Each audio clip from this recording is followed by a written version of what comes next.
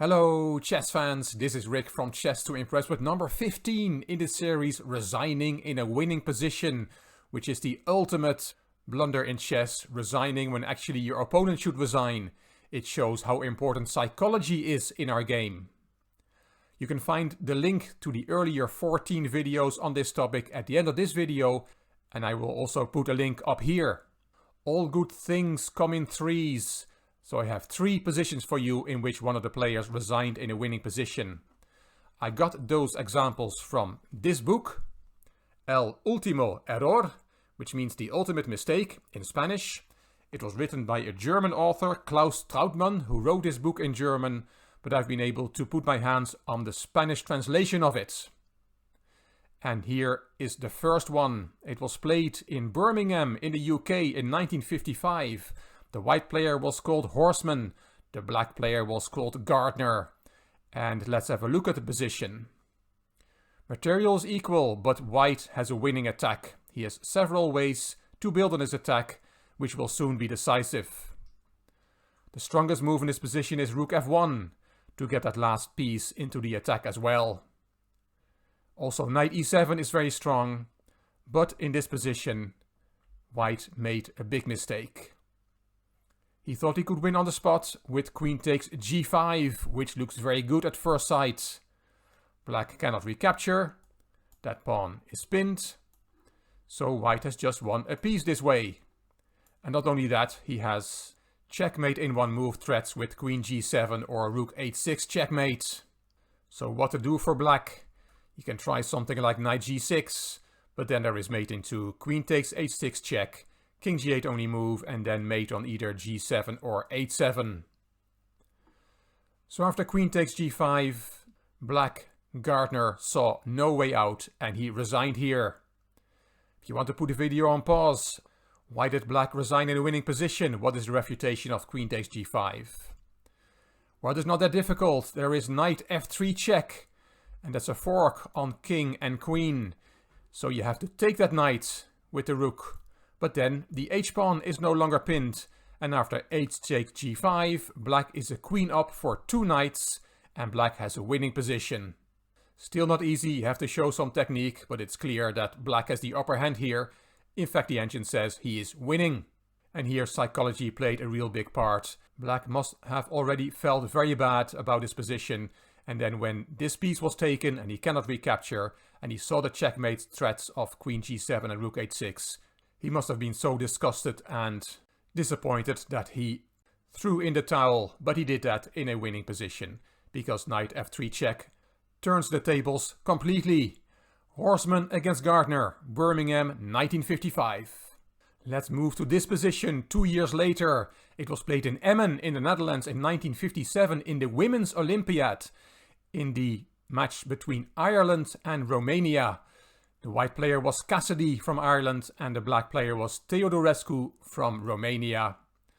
Let's have a look at the position. If we do a body count, we see that white has an extra pawn, but black is a bit better.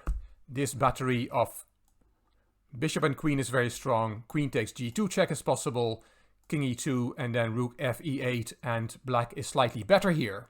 But Teodorescu thought she could win on the spot, that she could win a full rook here, and she took the rook on e5, queen takes e5, double question mark, but maybe not, because the move did its work. Here Cassidy resigned and did so in a winning position. It looks really bad indeed. If you take the queen, then your own queen is hanging on d3, and indeed black has an extra rook here. Black is winning. But let's go back. Is there anything else after queen takes e5? Again, if you want to put the video on pause, this one is slightly more difficult than the first one, but not that much.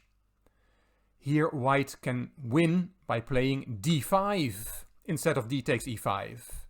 That saves the white queen, but the black queen will still be taken because of the skewer of the bishop, skewering queen and king. The best thing that black can do here is rook takes d5, attacking white's queen, but there is bishop takes e5 and that is check, so you have to take the bishop. Queen d7, let's show the first line of the engine. Rook b8 to defend that bishop on b7. Doubling on the 7th rank. Bishop d5 to protect the f7 square. And then white can take a pawn. This is all quite forced and white has a winning material advantage. Again, still some technique needed, but white should be able to win this by, for example, pushing his queenside pawns. So from the starting position, queen takes e5 is a big blunder, and white made an even bigger blunder by resigning this position. After d5, she is winning. When I prepared for this video, I found a report from Cassidy, the white player, on this Women's Olympiad. It was a very nice report, nicely written by Cassidy. She talked about Dutch bikes and the difficulty of riding those bikes. That was quite amusing, but she did not mention the tragedy that had happened to her in this game. Cassidy against Theodorescu, Emmen, 1957. The last example is from the game between Nagler and Wolkenstein, plays in Eberswalde, that's northeast of Berlin, in 1995. I couldn't find all the moves of this game, but it looks like black has just taken a rook on a1, and a logical move here is to recapture that knight. Black has an extra exchange in this position, but white has 2 pawns of material compensation and the better position, because of the vulnerable king on f6 and the undeveloped king side of blacks. So after queen takes a1, the game goes on, white has the better chances. But white thought he could win on the spot, and he played bishop d4. Double question mark. It is indeed skewering queen and king, like we saw in the earlier game. So it looks like white is going to win black's queen and the game. But this was total chess blindness, not only from white, but also from black, because black, Wolkenstein, resigned in this position. And the refutation is not that difficult at all. Again, if you want to put the video on pause, have a look yourself. What is the refutation of bishop d4 threatening to win the queen? Well, of course, it is knight c2 check. And black is not losing the queen. White is in check, you have to do something about that. If you play the king away, then there is queen takes d4 check, because the knight is also covering that square. Queen takes, knight takes, and that is a lot of material up for black. After knight c2 check, you can also take the knight, but then the bishop is no longer protected. Queen takes d4 with an extra rook for black and a winning position. He will be able to untangle his king side and then win with his extra rook. Amazing chess blindness from both players, bishop d4, and then black resigning instead of finding the easy refutation, knight c2 check. Also here, psychology played a big role, as it always does in chess, much more than you might think. Bobby Fischer famously said, "I don't believe in psychology, I believe in good moves."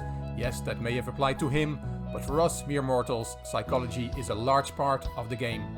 I hope you enjoyed these 3 examples of resigning in a winning position. If you liked the video, please give it a thumbs up. Please subscribe to the Chess to Impress channel and please leave a comment. I will read them all and I will reply to them all. If you liked the video, it would be great if you could share it on social media by clicking the share button on YouTube. You can find me on Instagram, on Twitter and on Facebook. This is Rick for Chess to Impress. Thank you for watching.